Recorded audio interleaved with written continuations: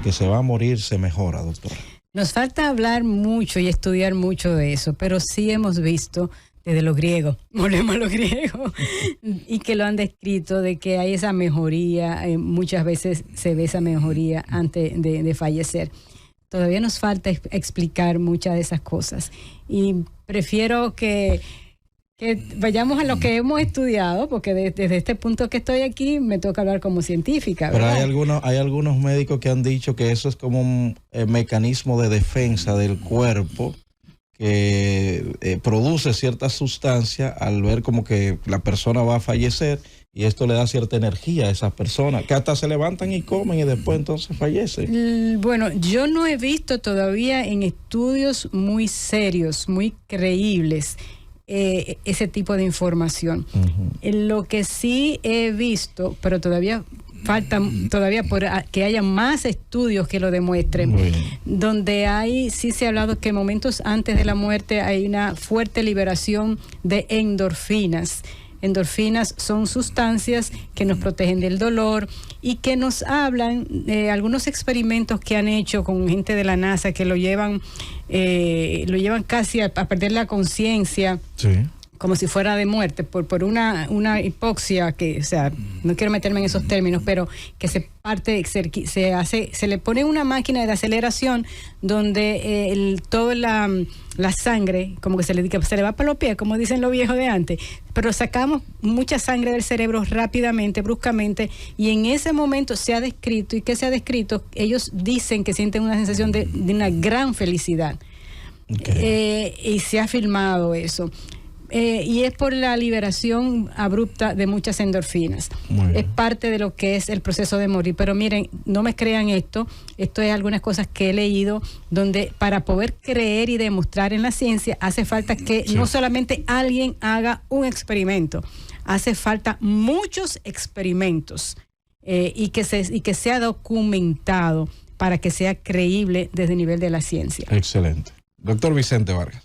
Doctora, mire, en las unidades de cuidado intensivo que usted como médico y fisiatra conoce, y yo conozco también, hay una serie de reglas, de normas. Es una unidad donde se llevan los pacientes que están en una fase para decirlo en el lenguaje llano, muy delicado, y entonces ahí tiene que haber una serie de controles, se le está midiendo la presión, el monitor, etcétera. Todo eso sabemos muy bien. Pero usted no ha notado que a veces en esa unidad de cuidado intensivo hay unos médicos ahí con su bata que son muy apegados a las reglas y a la ciencia, y ese paciente que está ahí, ellos lo ven como un instrumento para prolongarle la vida, poniéndole unos tubos.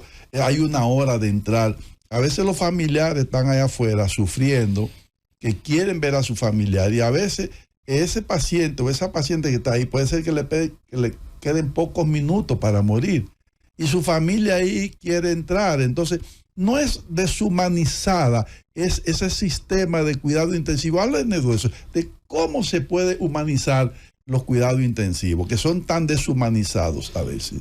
Mira, de eso se trata la ética, de reflexionar acerca de cómo podemos hacerlo mejor, cómo lograr un mayor bien común. Y ese ejercicio es lo que tenemos que invitar a sentarnos en la mesa, porque es bien cierto que el que está ahí y está porque está en estado crítico, porque necesita de unos cuidados muy especiales, porque se necesita de estar muy encima de las personas. Entonces, eso los médicos lo defendemos a capa y espada, y eso es importante.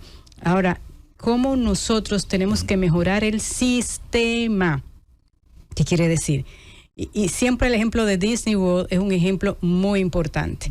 Cuando vemos las filas que la gente antes hacía para entrar a una atracción de Disney World, a veces uno se pasa 45 minutos y una hora y media en una fila. Para durar un ratico en el asunto divertido, en el aparato que uno va a divertirse. 2 horas para durar 5 minutos. Claro, ¿y qué hacían la gente? Se desesperaban.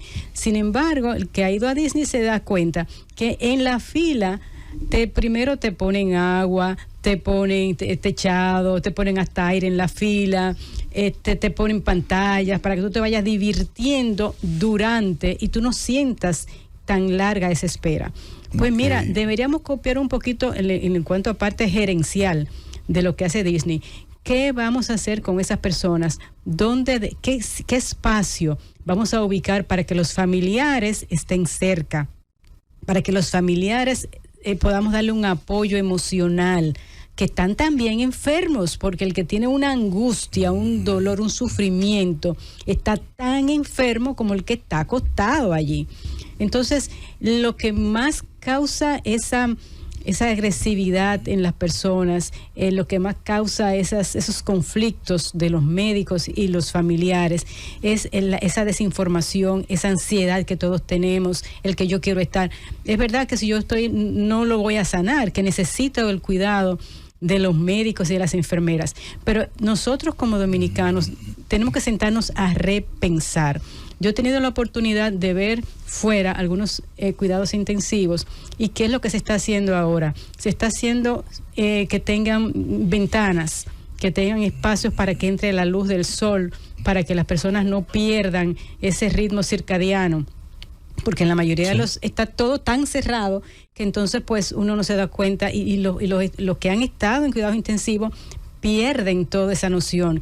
Luego unas luces, unos sonidos constantes, ese del monitoreo, el pi, ese, en los monitores de todo el mundo, cómo poder aislar un poco esos sonidos, el cómo poder, las mismas horas del bañar, cómo tú me vas a levantar, yo que no he dormido a las 5 de la mañana, tú me vas a despertar para decir que echame agua, bañame, porque hay que cambiar, porque la enfermera de ahora tiene que dejar listo a las otras para cuando llegue. O sea, ese tipo de cosas, vamos a volver a concentrarnos, a poner en el centro de nuestra atención al enfermo y su familia. Y entonces eso sería verdaderamente humanizar. Y su condición, que no solamente es física, también está emocional y espiritual. Y hasta espiritual. Y espiritual. Porque ese es el momento donde nosotros hemos vivido la vida entera yendo a la iglesia, comunicándonos, comulgando. ¿Cómo va a ser que yo en ese último momento también yo no tenga ese acompañamiento? Porque es como el momento más trascendente. Es el momento en que yo parto a la mano del Padre, porque lo he creído siempre. Me pasó con mi papá, 84 años, súper creyente. Y yo necesitaba, y tuve la satisfacción de que vinieron y le pudieron dar su comunión, de que el día antes mi papá hicimos lo que se llama limitación del esfuerzo terapéutico. ¿Qué quiere decir eso? Él tuvo una fractura cervical con un daño medular que no podía ser operable.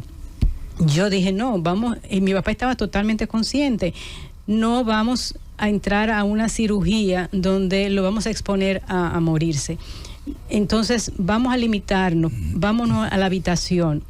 Me hicieron firmar 20,000 papeles de que yo era la responsable. Perfecto, soy la responsable, pero no quiero que muera solo. Sin embargo, esta muerte de mi papá estuvo acompañada de su sobrino Frank, que estuvo cantándole. Las monjas de Johnstown estuvieron con él y estuvieron entonces también rezando el rosario. Don Lorenzo, pues mira, puedes partir cuando quieras, no te sientas atado. O sea, ese proceso nos ayuda mucho a los que nos quedamos, y al que se va, pues parte en paz hacia esos brazos del Padre. Así es. Eso es lo que se llama una muerte digna, porque es la atención integral del individuo, no solamente la atención física. Bueno, vamos a un breve corte, al regreso conversamos con nuestros oyentes. Claro que sí. Cundo, llévatelo.